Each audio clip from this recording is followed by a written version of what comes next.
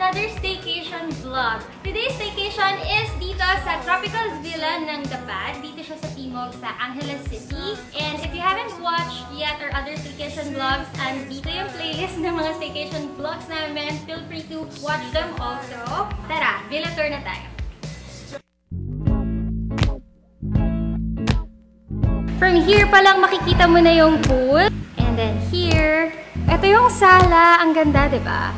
Tingnan nyo pa sa taas. Ayan. Ang lakas makabali nung lights nila and ceiling fan. Merong TV.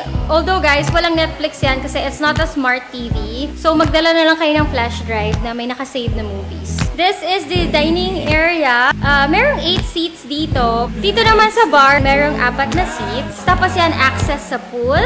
Ito yung kitchen niya. Meron naman mga gamit, although not complete. So meron silang ref, merong microwave, merong oven toaster, merong rice cooker, merong water dispenser, and then merong electric griller. Ano pa bang wala sila? Mga utensils, mga plates. So, wala sila nun. So, pag binook nyo tong villa, you have to make sure na magdadala kayo ng sarili nyong baso, utensils, and plates. Meron pa silang dirty kitchen. So, dito yan. Pwede ka magluto-luto talaga. Now, let's go to our room. This villa has 4 bedrooms. And yung tatlo, magkakatabi sila doon. Sa loob ng mismong house. But yung sa amin, nandito sa pool area. And ito yung papunta doon.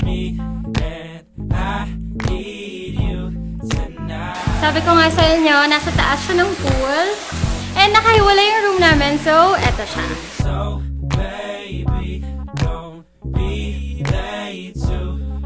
Meron siyang bunk bed.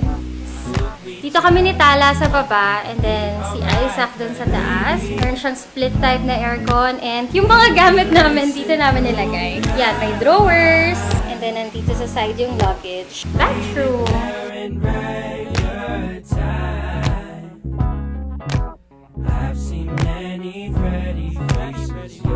Hi, love. Love! Let's go to bedroom number 1. Meron siyang 1 big bed and yan, meron siyang access to sun. Meron mga shelves na ganito. This is the common restroom. Bedroom number 2 naman. Same bed siya dun sa kabila. And meron din siyang 2 big cabinets or closet. Dito naman tayo sa master's bedroom. Mapapawaw ka talaga. Kasi kanina sinilip ko to, wow! So, una sa lahat, meron siyang sarili niyang bathroom. And guys, look.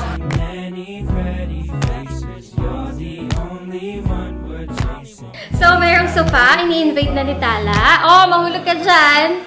Meron siyang king size or queen size na bed. Yay! Extra table and mga shelves.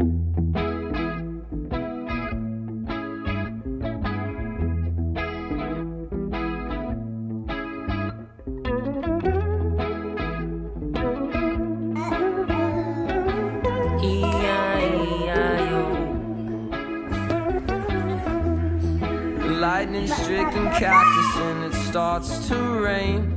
The smell of steamed asphalt scented Novocaine. Nature's brew of all kinds of things. The mountain-sunk hills, sky-color schemes. Makes you forget about all types of things. You remind me of the Arizona thunder. Satisfy the times and make you. Bakit ikaw mag-isa dyan? Anong ginagawa mo? Ikaw talaga! Andito ka, wala kang bantay? Wala kang bantay. Muni-muni ka dyan sa pool, girl. Pagkakaiba ng force deal sa sliding? Ang horse deal, mag-change kayo ng baraha. May kapalit. Sliding, kukunin mo lang yung ano niya. Yung property.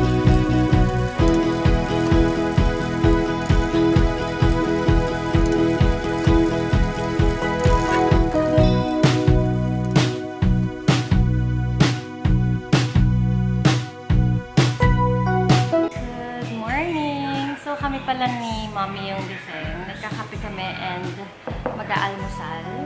Tapos tingnan niya kung ano pinagkakain. Mi, ano pinapanood mo? Ito, kay Dominic. Si Dominic Roque. Pinapanood niya yung vlog ni Dominic Roque kasi chinika namin sa kanya na yun yung bagong jowa ni Bea Alonso. What's for breakfast? Pizza leftovers. Toaster natin kasi may toaster naman sila.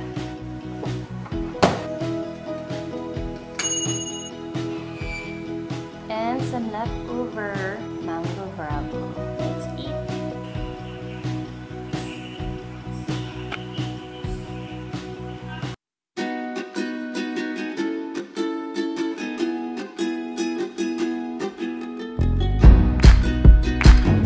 Up for this morning. So, kinlim ko lang dito yung Osmo Pocket and yan. Magre-record siya mag-isa. Meron pa siyang 56 minutes.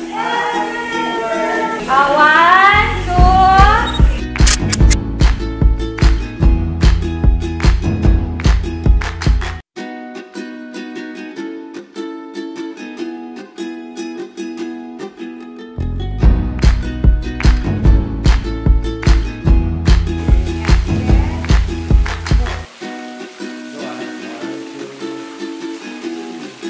Kawawa talaga yung anak kong yan. Pinag-experimentohan.